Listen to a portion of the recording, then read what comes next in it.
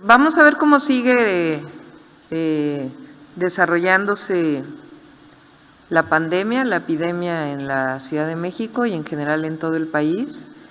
Y hoy que hay vacunación, recuérdense que el semáforo se estableció previo inclusive a que hubiera vacuna.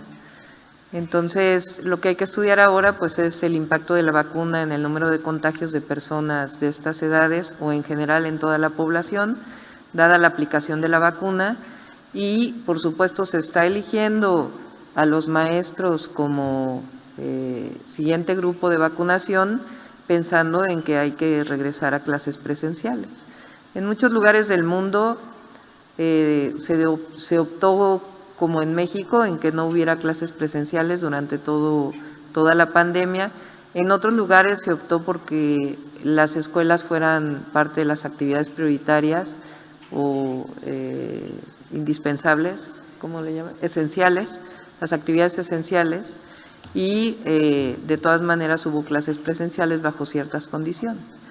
Entonces, la respuesta exactamente a tu pregunta de si es hasta el semáforo verde, hay que ver cómo evoluciona la pandemia para ver si incluso en el semáforo amarillo pudiéramos regresar a clases una vez que los profesores están vacunados. Estamos trabajando con la Autoridad Educativa Federal, con la Secretaría de Educación Pública, para colaborar en todo lo que sea necesario, con la Secretaría de Obras y Servicios y las alcaldías también, para que en el momento que se regrese a clases presenciales las escuelas estén en las mejores condiciones. Entonces, se está tomando esto en cuenta, se está haciendo un diagnóstico de qué requieren las escuelas para que puedan estar pues en excelentes condiciones para el posible regreso a clases. Y decir que no se va a hacer nada que no sea por convencimiento y trabajo y diálogo con las maestras y maestros de la ciudad. No hay conflicto con los maestros de ningún tipo.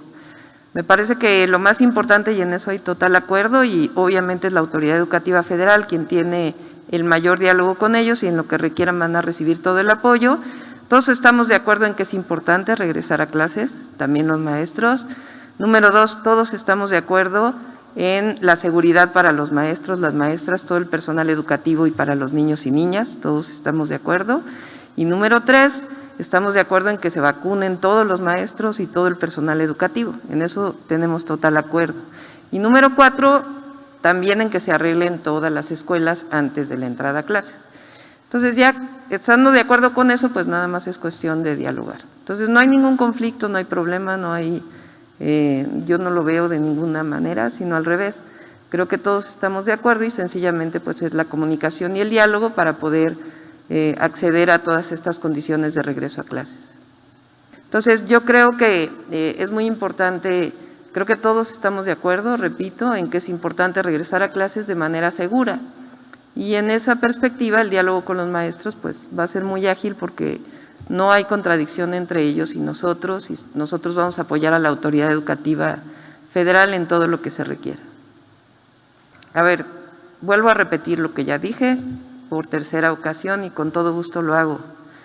Y es dirigido a las maestras, a los maestros, a todo el personal educativo y a la ciudadanía. Llevamos más de un año sin asistencia a la escuela.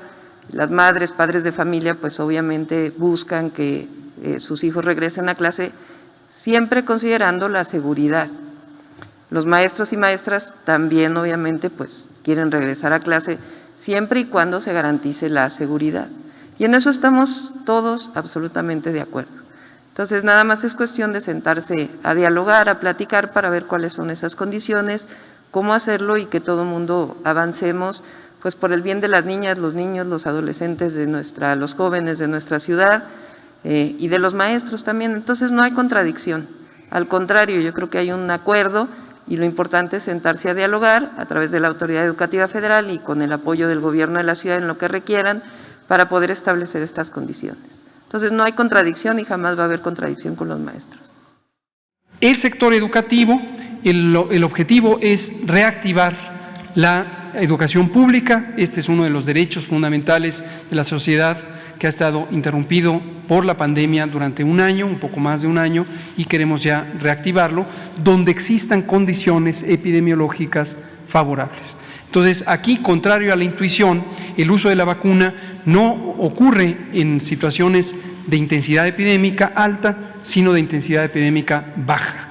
Lo vemos en la siguiente tabla. Arrancaremos con los primeros 530,000, aproximadamente 530,000 trabajadores del sector educativo. No son solo mentores, no son solo maestras y maestros, es en general el personal educativo semejante a lo que ocurre con el personal de salud, quienes están en la primera línea de trabajo de las unidades escolares. Ese es el personal. 530,000 es el inicio, pero hemos estimado un poco más de 3 millones de la población del sector educativo que será vacunada. Empezamos con estos estados: Tamaulipas, Veracruz, Coahuila, Nayarit y Chiapas. Y el criterio importante en términos epidemiológicos ha sido esta factibilidad, porque se encuentran con baja actividad epidémica, como en su momento fue Campeche. Lo que se ve en la tabla son las semanas epidemiológicas 13, 14 y 15 y los puntajes del semáforo de riesgo COVID, que es un semáforo, saben ustedes, que va de 0 hasta 40 puntos y por debajo de 10 puntos está en el semáforo verde, y esa es la condición en la que han estado estas entidades. Ahora, ¿cómo lo vamos a operar? En la siguiente imagen lo que vemos es, seguiremos, esto lo queremos destacar, seguiremos avanzando con la protección de las otras poblaciones, y por eso hemos dividido el operativo.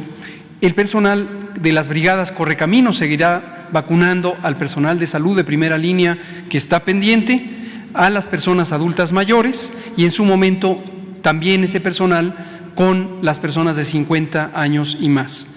Y para el personal educativo vamos a establecer nuevas brigadas que serán coordinadas por la Secretaría de Salud y los enlaces estatales del operativo Correcaminos, pero varias instituciones se sumarán al esfuerzo.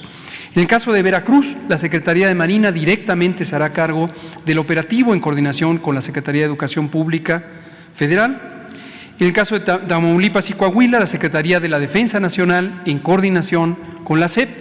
En el caso de Chiapas, el Instituto Mexicano del Seguro Social, también en coordinación con la SEP, operará de manera directa, siendo una institución de salud, directamente tiene esa capacidad. Y en el caso de Nayarit, será el ISSSTE. Es la manera que organizaremos el operativo para no distraer los recursos del personal que está en las otras poblaciones y poder avanzar simultáneamente en esto. Esto es todo, presidente.